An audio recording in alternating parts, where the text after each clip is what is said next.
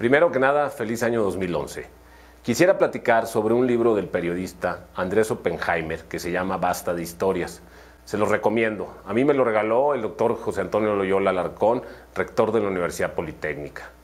Es un viaje periodístico alrededor del mundo que aporta útiles ideas para trabajar sobre el principal problema que tenemos en América Latina y la única manera con la que podremos salir de la mediocridad económica e intelectual que vivimos, la educación. El autor demuestra que mejorar sustancialmente la calidad de la educación, la ciencia, la tecnología y la innovación no es tarea imposible, pero sí es tremendamente necesaria. La razón es muy sencilla. El siglo XXI será el siglo de la economía del conocimiento. Muy contrario a lo que seguimos pensando en Latinoamérica. Los países que avanzan no son los que venden materias primas ni productos manufacturados básicos, sino los que producen bienes y servicios de mayor valor agregado. Para poner varios ejemplos, pensemos primero en México. ¿Por qué no vemos los últimos 100 años de nuestra historia? Es decir, en el último siglo, esto es lo que ha ocurrido. No crecimos durante 30 años, de 1910 hasta 1940. Luego, crecimos económicamente agotando nuestros recursos por los siguientes 25, en base al número de hectáreas sembradas, hasta que éstas se acaban en 1965. Hasta 1980 dedicamos 15 años a crecer con base en endeudamiento externo y deterioro de las finanzas públicas. Y pasamos los últimos 30 años viviendo de cantarel, o sea, del petróleo. No es que México no haya crecido en los últimos años, como se dice frecuentemente. Es que México no creció en un siglo, salvo cuando agotamos nuestros recursos, nuestro crédito o nuestro futuro. Y veamos otros ejemplos. Como todo mundo sabe, China ha crecido muy rápido por ya muchos años. Empezó en 1979. A partir de entonces, China se convierte en el primer país que abandona el colectivismo.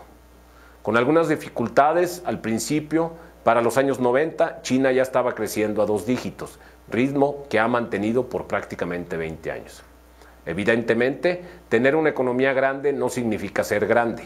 Todavía, China se mantiene en una etapa inicial del proceso que Japón y Corea siguieron previamente. Manufacturas baratas, de mala calidad, que 10 años después son un poco menos baratas, pero mucho mejores, y una década más y son líderes en calidad, tecnología y precio. Japón vivió ese proceso de 1960 a 1980, Corea con 10 años de retraso, China lo inicia propiamente en el año 2000. Van a la mitad. Pero ¿por qué no seguimos platicando sobre el libro Basta de historias? El autor propone algunas ideas para que los países de Latinoamérica puedan colocarse en la senda del progreso. Mirar hacia adelante. Tenemos una obsesión con la historia. Los niños mexicanos dedican el 25% de su tiempo en la escuela a estudiar ciencias sociales y todo memorizado. Hagamos de la educación una tarea de todos. La mejora de la calidad educativa no va a salir de los gobiernos.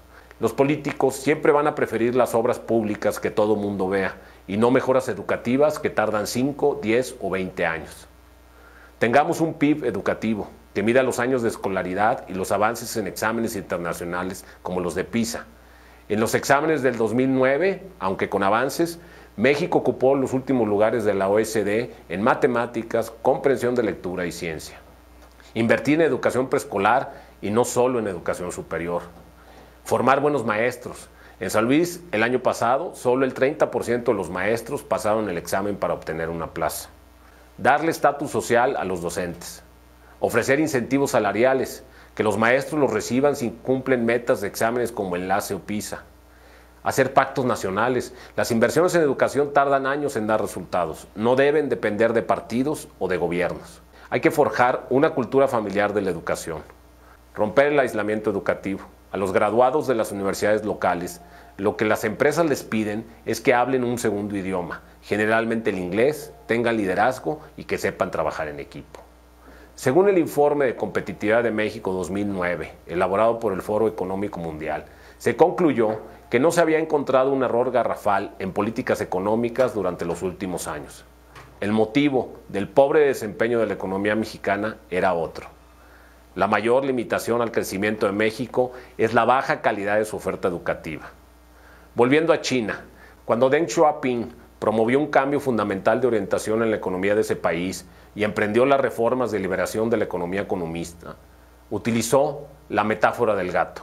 No importa de qué color sea, sino que case ratones. Ya basta de cuentos chinos en México. Muchas gracias.